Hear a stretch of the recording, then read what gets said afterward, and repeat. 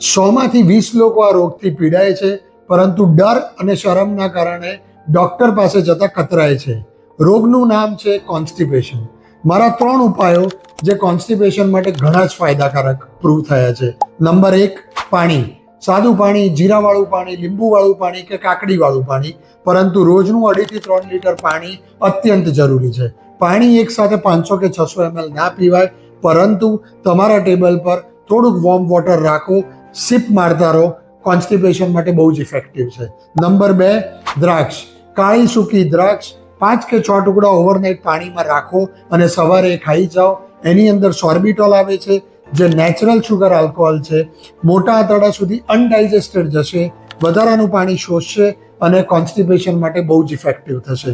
અને number 3, ઇનસોલ્યુબલ fibres like તમને વેજીટેબલ્સમાં મળે, ફ્રૂટ પીલ્સમાં મળે, એ એક બલ્ક ફોર્મ કરવામાં અત્યંત મદદરૂપ થશે.